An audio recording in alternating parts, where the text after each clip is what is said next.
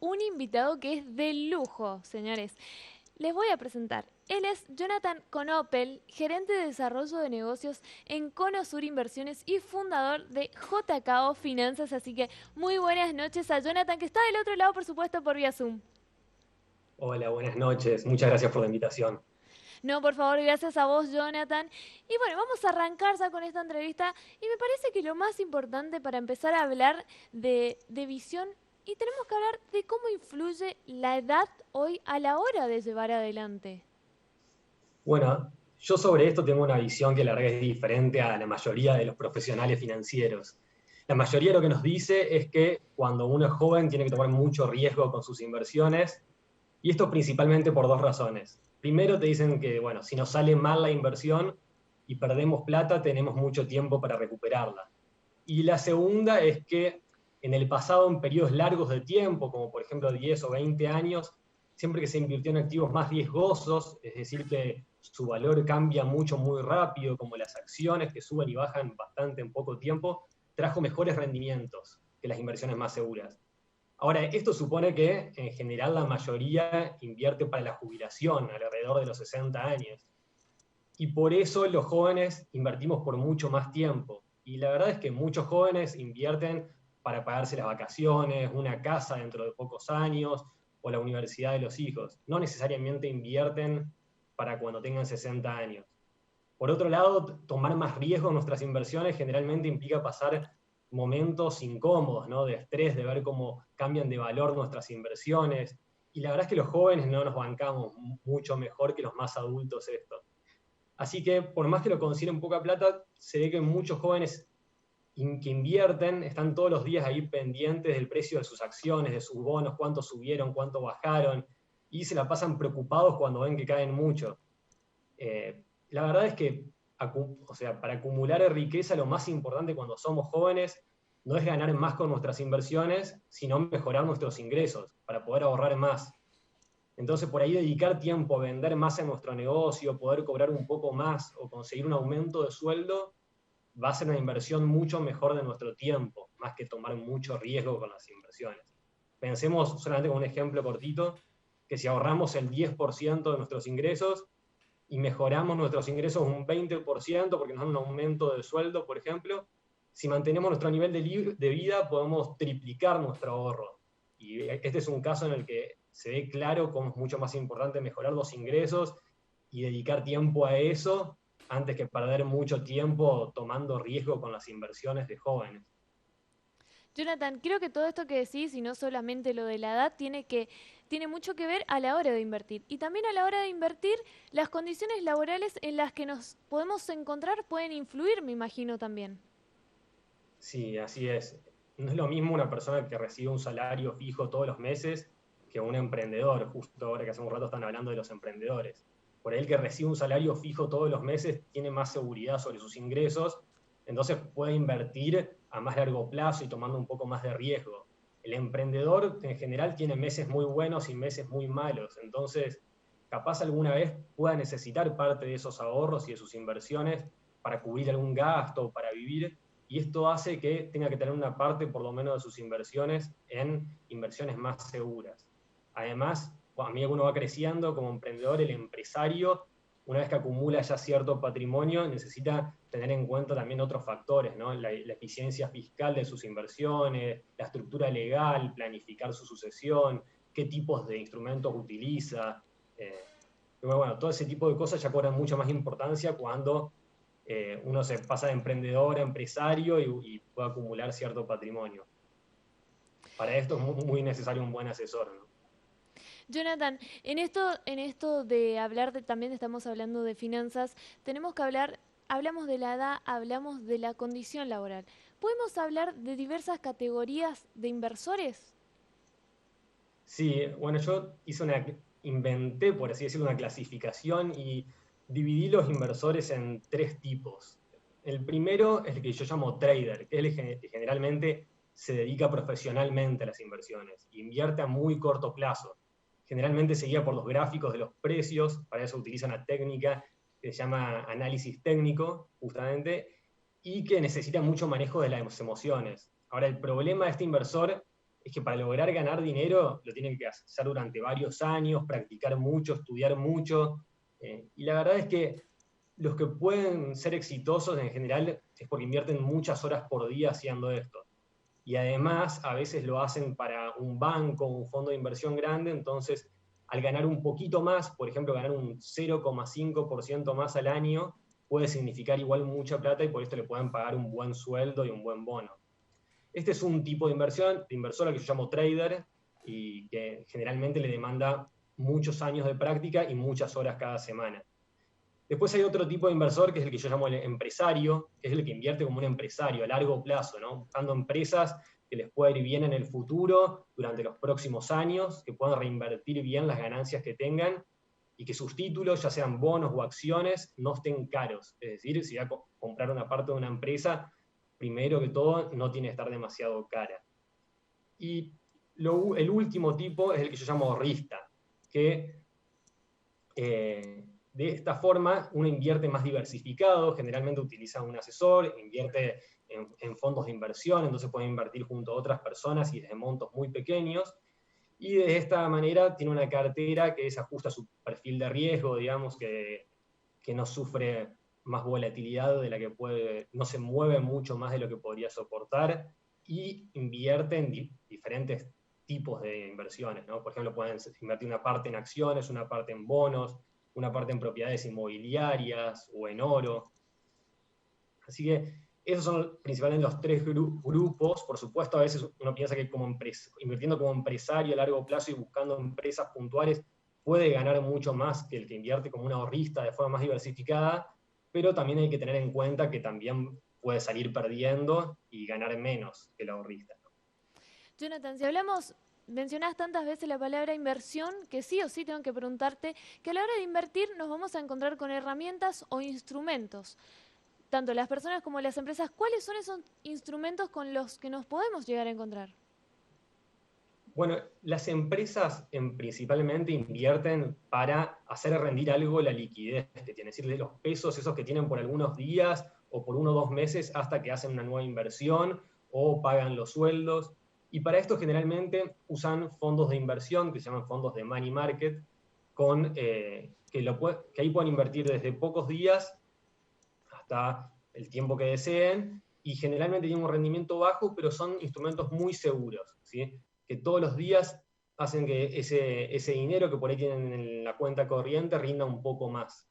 Ahora, las personas ya generalmente ahorran para objetivos un poco más largo, de un poco más largo plazo, ¿no? Por ejemplo, un gasto que quieren realizar dentro de 3 años, 5 años o 10 años, o tal vez para la jubilación, como hablábamos hoy. Y es por eso que las personas ya invierten en diferentes tipos de inversiones. Por ejemplo, invierten en bonos, se le arma una cartera con acciones, Jonathan, utilizan fondos de inversión o se compran una propiedad. justamente ahí iba mi pregunta también, una de las preguntas es que ¿cuál es la diferencia entre invertir quizás en acciones, en una casa o en bonos? Bueno, las acciones son un título de propiedad de una parte de una empresa. Cuando compramos acciones nos estamos haciendo socios de esa empresa. Y si ganamos o perdemos depende de cómo le vaya a esa empresa y lo que se espera para ella en el futuro. Los bonos, en cambio, son un título de deuda. Cuando compramos un bono, el que lo emitió nos debe plata, básicamente. Y lo que vamos a ganar depende de si puede o no pagarnos eso que promete en el bono en el futuro. Además, generalmente en los bonos está definido cómo nos va a pagar esa deuda y por eso se puede saber con algo más de certidumbre lo que vamos a ganar, siempre que el que emitió no entre en default, por supuesto, o quiebre. Jonathan, también te quiero preguntar algo, veníamos hablando, la verdad que invertir habla de muchos temas, no solamente del dinero, creo que también involucra mucho lo personal, lo emocional o la situación que pueda estar pasando una empresa. ¿Cómo es ese momento y qué hay que tener en cuenta quizás? Porque también influye mucho lo emocional. Exactamente, es así.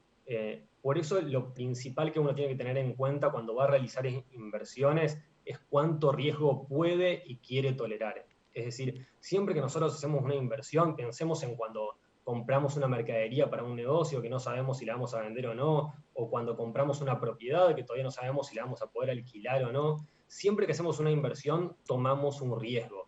y por eso podemos ganar plata en el futuro. Entonces lo más importante es pensar cuánto riesgo queremos asumir, hasta cuánto podemos tolerar perder aunque sea por un tiempo.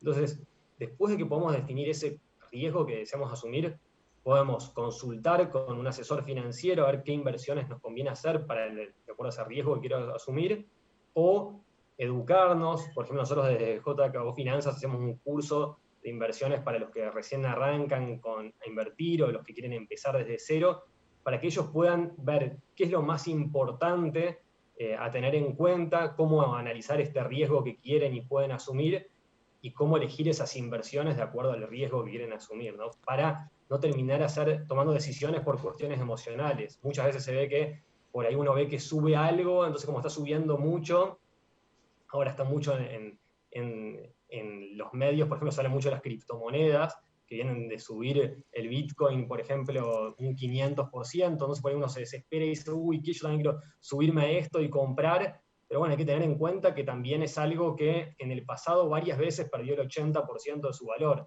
Entonces cuando uno invierte una parte de sus ahorros en algo así, tiene que tener en cuenta de si estaría también dispuesto a ver que de repente tiene un 80% menos de lo que tenía un par de meses atrás. Y de esta forma un asesor muchas veces ayuda a no tomar decisiones emocionales que pueden perjudicar nuestras inversiones. Jonathan, vos decías asumir riesgo o tomar decisiones personales. ¿Qué importancia tiene el asesor financiero en ese momento? Bueno, el asesor es clave en el armado de la cartera de inversiones. El asesor es el que nos va a evaluar cuánto riesgo en verdad podemos asumir, nos va a hacer un montón de preguntas sobre si creemos que vamos a necesitar ese dinero en el corto plazo para algo, cómo nos sentiríamos si perdemos, por ejemplo, el 10% en un año o el 20% en un año, para qué queremos esas inversiones, si es para algo que lo queremos hacer dentro de 10 años o para el año que viene. Y este asesor nos va a ayudar a elegir qué activos puntuales vamos a comprar, es decir, en qué clases de activos vamos a invertir, si vamos a invertir en acciones, en bonos, de qué países, en qué monedas, si en pesos o en dólares, si vamos a comprar bonos de empresas, del gobierno, y nos va a mostrar cuál sería la cartera ideal para nosotros. De esta forma, nosotros no vamos a asumir más riesgo del que nos podemos aguantar sin darnos cuenta, ¿no? Jonathan, creo que eso serían entonces ayudar a cada uno de esa manera, digamos, a encontrar la mejor opción.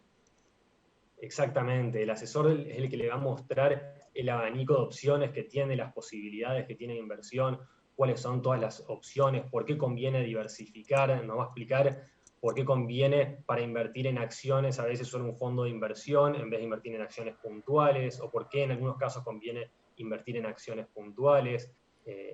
Si queremos hacer inversiones inmobiliarias, nos va a explicar los costos, los riesgos, qué tipo de alternativas tenemos, por qué deberíamos incluir o no el oro en nuestra cartera de inversiones y cómo diversificar de la forma adecuada, ¿no? Para que las inversiones no nos quiten más tiempo ni preocupaciones de las que uno ya tiene con su profesión, su negocio, su empresa.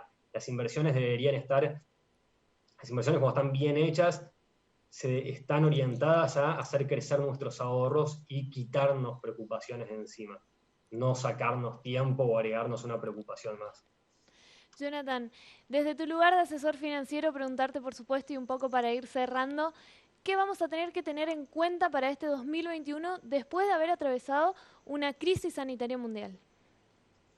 Bueno, este 2021 vamos a tener que tener en cuenta primero que todos que todavía tenemos mucha incertidumbre sobre cómo se va a desarrollar este tema de la pandemia. Si bien hay campañas fuertes de vacunación en todo el mundo, también se ven nuevas cepas y no se sabe qué medidas nuevas van a tener que tomar los gobiernos, no solo de Argentina, sino de otros países, en términos de apertura de las actividades económicas, ¿no? Y apertura de los negocios. Por eso hay que tener en cuenta de que hay muchas actividades de que corren un riesgo extra o un riesgo especial por esta cuestión que estamos viviendo en todo el mundo sanitaria y biológica por el tema del coronavirus. Por otro lado, también tener en cuenta el contexto en el que estamos viviendo local. Todos somos conscientes de los desafíos y dificultades que tenemos a nivel nacional y a nivel económico, así que enfrentarlos de la mejor manera y pensar bien en los riesgos que tomamos es clave. Jonathan, muchas gracias por estar en esta noche de Mundo Empresa y por supuesto agradecerte y que nos cuentes dónde te puede encontrar la gente que se quiera contactar con vos para asesorarse.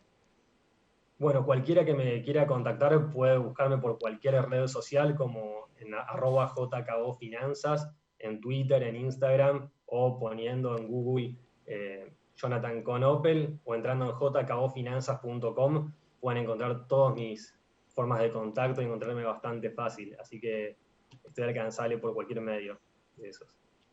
Muchas gracias, Jonathan con Opel, entonces, por estar en Mundo Empresa. Muchas gracias a ustedes por la invitación.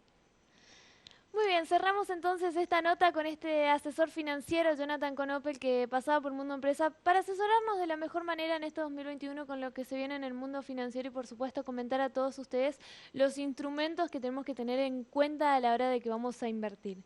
Y yo estoy tan cómoda en este sillón que antes de despedirme quiero contarles que